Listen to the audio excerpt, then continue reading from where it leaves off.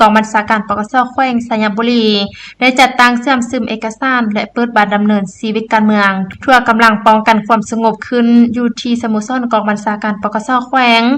และสโมสรขายคุ้มข้างรัฐสร้างโดยการให้เกียรติเผยแพร่ของสหายพันเอกวงเพชรแก้วมณี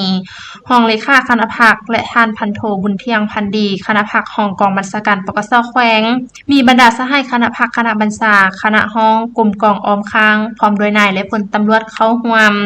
ในพิธีผู้เข้าร่วมได้รับฟังการเสื่อมซึมเอกสารเกี่ยวกับการเพิ่มทวีเวียกงานศึกษาอบรมการเมืองแนวคิดในกำลังป้องกันความสงบเสริมขยายท่าแท้มูลเสือปฏิบัติอันสง่างามของกำลังป้องกันความสงบประชาชนลาวจรรยธรรมจรรยาบรรณของนายและพลตำรวจและเอกสารตานสกัดกั้นและแก้ไขปรากฏการณ์ย่อทอในกำลังป้องกันความสงบจุดประสงค์ในการเผยแพร่เสื่อมซึมเอกสารในครั้งนี้ก็เพื่อเฮ็ดให้นายและพลตำรวจยกสูงความรับผิดชอบทางด้านการเมืองเข้าในการสำรวจกฎกาตำหนิส่งข่าวช่วยเหลือซึ่งกันและกันด้วยความจริงใจ